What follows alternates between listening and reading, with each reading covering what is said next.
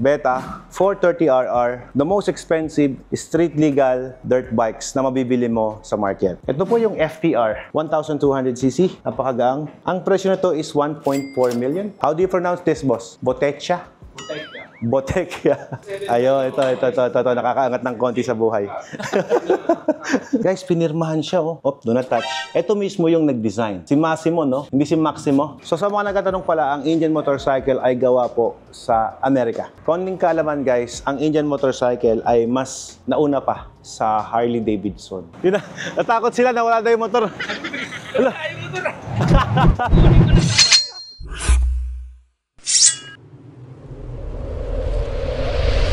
Guys, ngayong araw ay pupunta kami ngayon sa Access Plus after ng practice namin ni Boss Toti. Gamit ko yung Ducati Multistrada ito. Napakaganda pala ng performance na ito at para ma-enjoy mo siya, kailangan mong gamitin sa racetrack kasi talagang kailangan may skills ka para ma-enjoy mo ang isang motorsiklo. Hindi pwede yung chill ride lang dyan. Masaya naman. Oo naman. Alright. Sobrang saya. At Parang pumayat ka.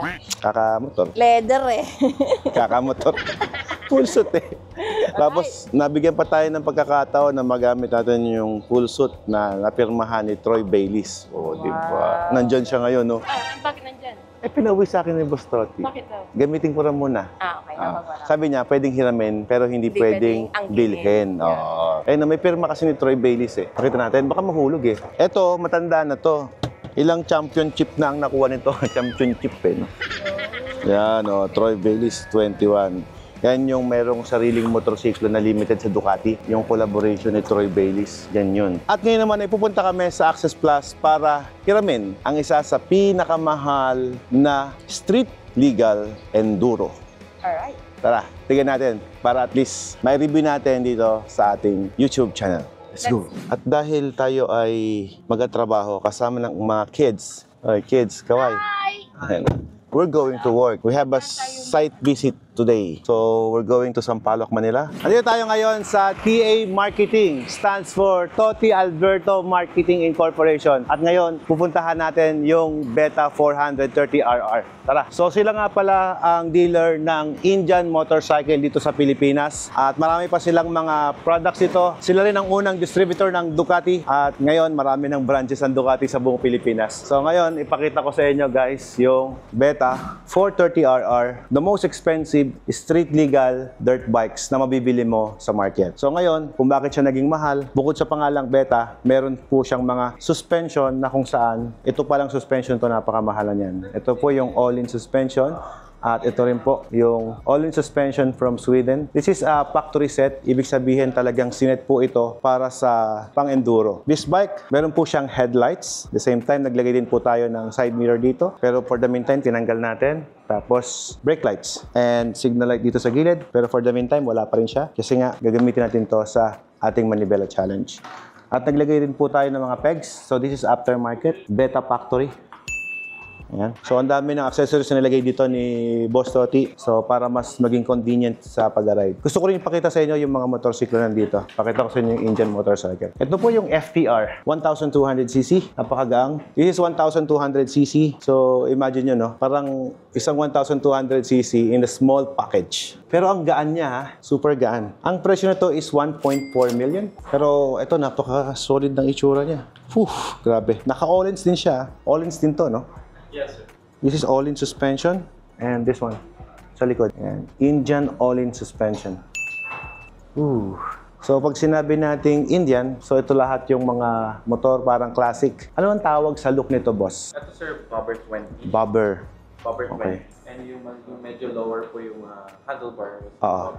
Scout Bobber. Scout Bobber. So yan, dito pala sa Access Plus, guys, marami silang available dito na pwede mong pagpipilian. Dati dito yung Ducati, no? Yes, sir. Pero ngayon, syempre, Official. may official na store na ngayon ng Ducati, ano? Dito, nakita ko yung mga bike dito. How do you pronounce this, boss? Botecha? Botekia. So, dito rin yung dealership na ng Botekia. Ito yung tunog mayaman, sir. Yes, sir. Ito, yan, medyo. Medyo mayaman. Yung medyo maingay kasi. Dapat maya. Sabi na, tunog mayaman. Ayun, ito, nakakaangat ng konti sa buhay. Ayun yung mga bikes nila dito. Ganda, oh, ito no, look.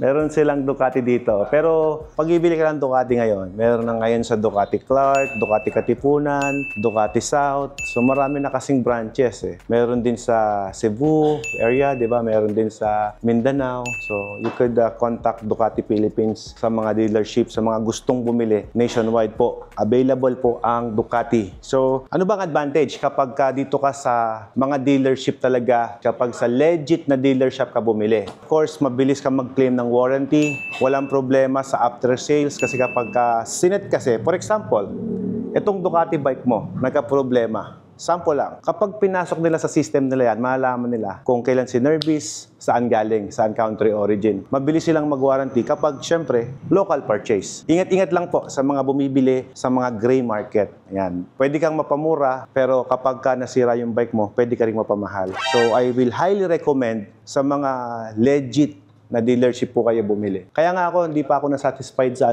sa isang Ducati. So, I have one Multistrada. Meron tayo niyan. Yan. So, meron na ako isang ganyan sa garahe. Meron din tayo nito, Ducati Street Fighter. At meron din tayong Monster. So, wala silang Monster dito. Wala silang Monster dito. So, I have 3 Ducati bikes. So, hindi naman sa pagayabang, di ba? Kung bakit nakatatlo kong Ducati, ibig sabihin, isa ako sa customer nila na very satisfied sa kanilang produkto. May Italjet pala dito, tinan nyo. This is the Italjet, Guys, pinirmahan siya, do not touch.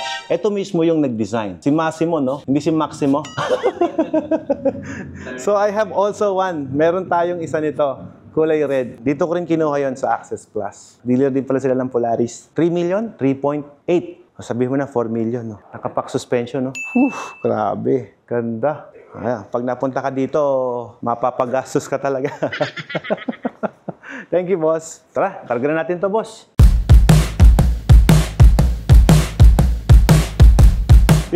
Natakot sila na wala daw yung motor.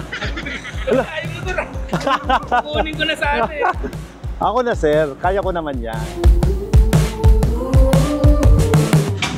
Yan, loaded na. Yan. So, Indian motorcycle established in 1901. So, all in all, it's about 100 years more. Yes, sir. Ang Indian, di ba? So sa mga nagtatanong pala, ang Indian motorcycle ay gawa po sa Amerika. So US siya, So, kita mo mga Indian ng US. Ganun ba? Sa logo. Native Americans. Di ba? Ito yung mga native na American, di ba? Kaya pala ito ang logo ng Indians. Okay. So marami kasing nagtatanong din kung saan gawa itong motor na to. Akala ko rin noon, sir, huwag ka magagalit, sir, Akala ko gawa siya sa India. Oo. Kasi siyempre may India, Yung pala, American brand pala siya. Kaya nung napunta kami ng States, meron kaming mga shop na nakikita na Indian motorcycle. So, doon pala yun. Konting kaalaman, guys, ang Indian motorcycle ay mas nauna pa sa Harley Davidson. So, sila po ang mga Native Americans noong panahon nun. Kaya pala, ang ganda rin ng itsura. Kumbaga, makikita mo parang hindi siya mukhang cheap. Talagang, pag nakita mo parang high-end ang dating. Kasi lahat, tignan mo yung mga workmanship nila, di ba? Super quality. Ganda.